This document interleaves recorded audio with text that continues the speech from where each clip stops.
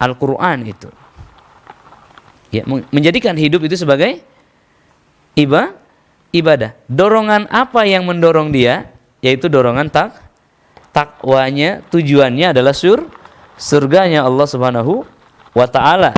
Dan di selain itu, selain dorongan untuk beribadah itu, ada dorongan untuk nafsu, makan, minum. Itu nafsu, punya istri, punya rumah, itu nafsu. Bapak dan Ibu sekalian, maka ketika kecintaan manusia itu dilatih untuk nafsunya, apa yang akan terjadi? Takwanya akan kalah. Example begini, dari kecil doktrin kita harus bekerja, punya uang. Maka sudah besar, fokus kita pasti mencari uang, bukan mencari pahala. Ketika dikatakan saya ingin punya uang untuk pahala, itu dusta. Kenapa? Dengan mengucapkan zikir yang kurang dari 10 menit, kita bisa berinfak lebih daripada 10 miliar. Ya, baik, di sini hamba Allah yang muliakan, maka ini akan menjadi satu kebiasaan, ya. Dan ini akan menjadi opportunity, menjadi kesempatan untuk setan. Di sini nih. Nafsu kita kan pagi-pagi itu menyuruh untuk apa? Untuk bangun, untuk tidur ya. Sampai jam berapa, Pak? Enaknya tidur itu. Jam 5 nih, jam 5 ada azan ya kan, perintah untuk bangun. Di sisi lain nafsu itu masih nyuruh tidur. Sampai jam berapa dia bangun? Nyuruh bangun. Nafsu itu nyuruh bangun jam berapa, begitu maksud saya? Iya, jam berapa? Enggak, bukan jam 6, bukan jam 7. Jam berapa? Saat perut mulai lapar, maka nafsu nyuruh bangun. Ya, binatang itu kenapa pagi-pagi bangun? Lapar. Gak ada yang bangunin dia kan? Dia bangun karena perut. Oke, jadi kalau orang bangun jam 8, jam 9 itu karena nafsunya. Kalau dia bangun jam 5 karena takwanya. Baik, lihat anak kita. Jam berapa dia bangun? Kalau dia sudah bangunkan kita, itu adalah buah hasil didikan kita. Baik, Bapak dan Ibu sekalian, binatang itu bangun tidak perlu disuruh. Ya, dia akan bangun sendiri karena merasa lapar.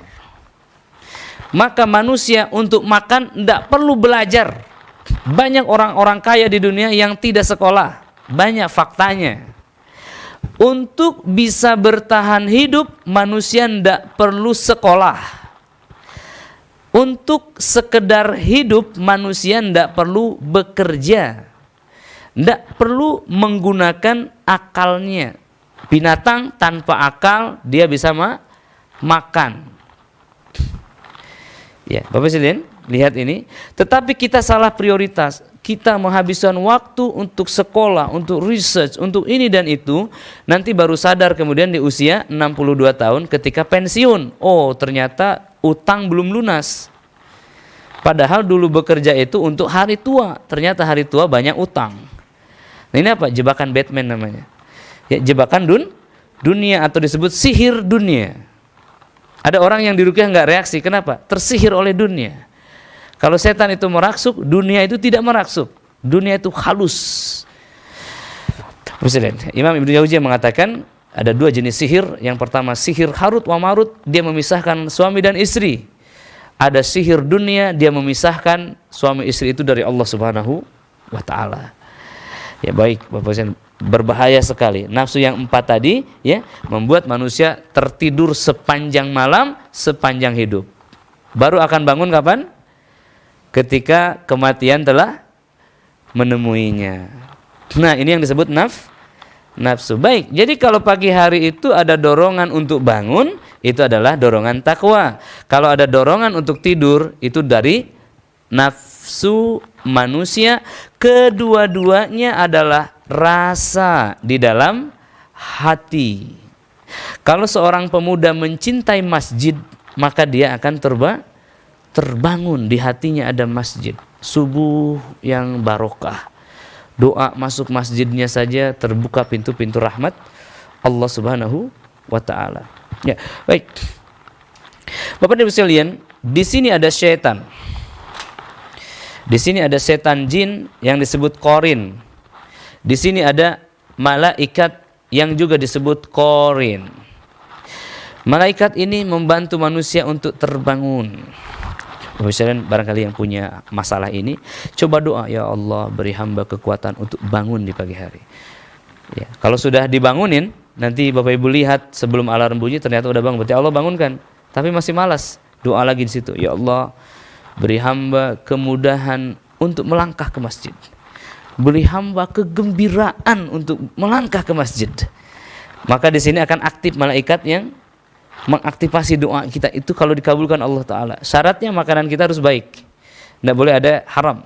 Ya, di situ. Maka ya sekalian, di sini ada syaitan. Sekali kita mengikuti nafsu itu ada zat adiktifnya. Dia membuat kita ketagihan. Ya, di mana ini ruang ketagihan ini? Adanya di ruang akal.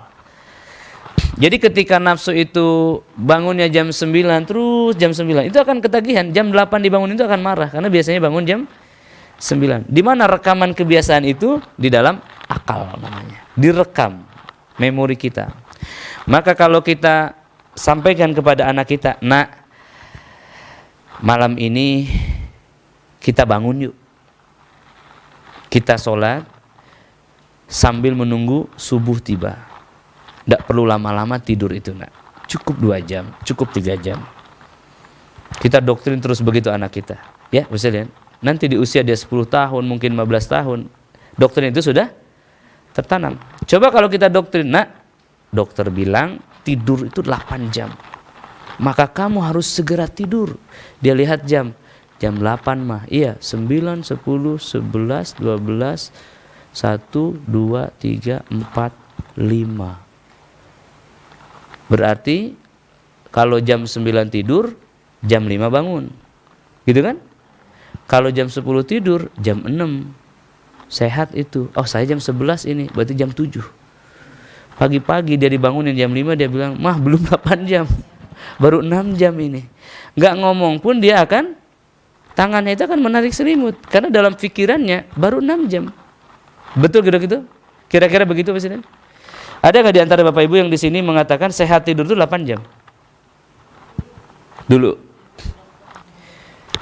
2 jam itu bisa, Pak. 2 jam, 3 jam, 4 jam. Tidak bakal sakit gara-gara itu. Yang membuat kita sakit itu bukan itu. Bukan karena kurang tidur. Lihat ya di sini Pak Presiden, hati-hati dengan doktrin-doktrin ini. Kenapa? Akan membentuk karakter. Kita tahu ya, kebiasaan yang diulang-ulang akan jadi apa? Sifat. Sifat yang terus-menerus akan menjadi karakter. Karakter kepribadian. Kalau sudah jadi karakter, susah dirubah. Karakternya pemarah. Tidak bisa diruqyah langsung berubah. Karakternya pemalas. Ruqyah aja malas. Nyimak saja malas, menguap terus. Didorong oleh setan. Kenapa? Ada rasa malas di dalam ruang hatinya. Baik, gitu misalnya. Jadi ini dia ada setan, ada nafsu, ada takwa.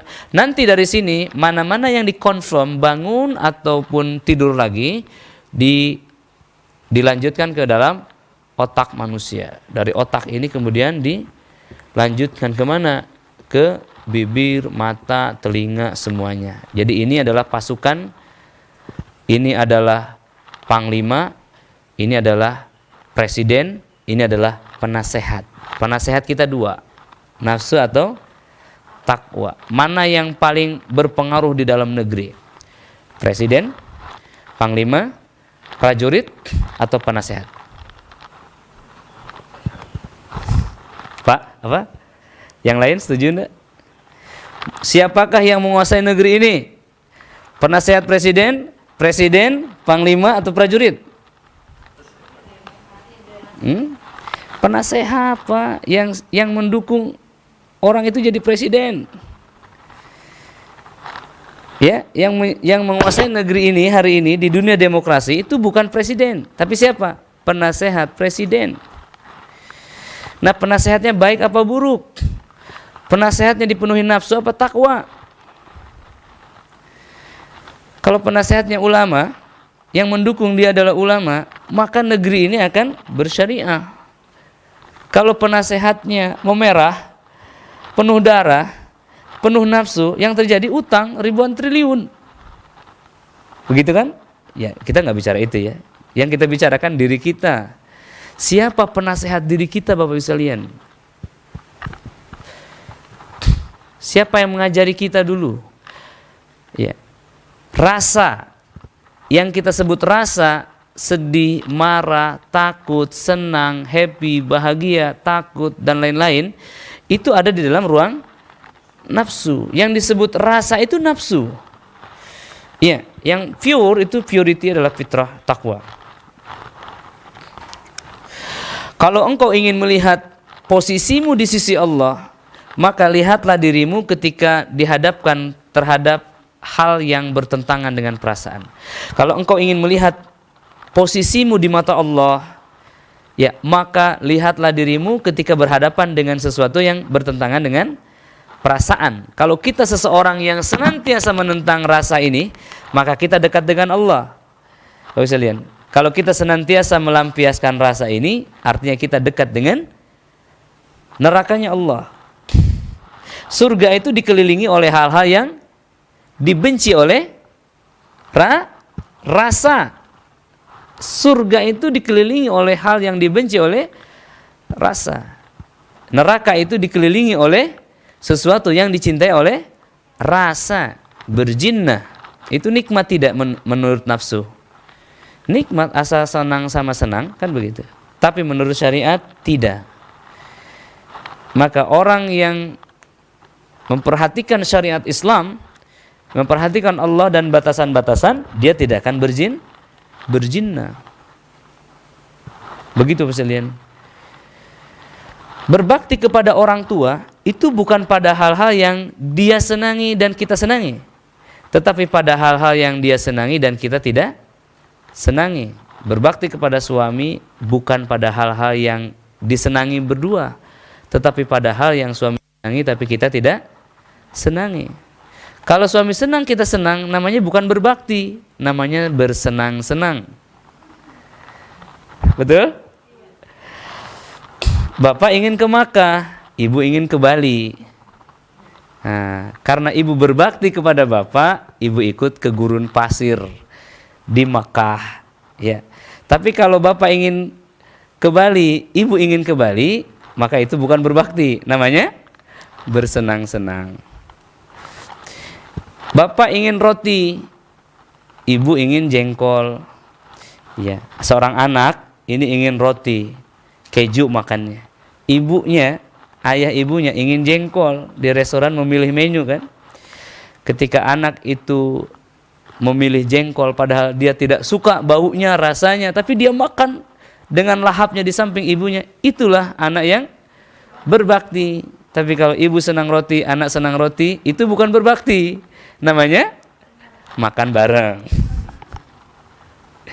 Malam hari ibu lelah, bapak semangat, tapi ibu dengan lelah itu menjamu bapak, namanya berbakti.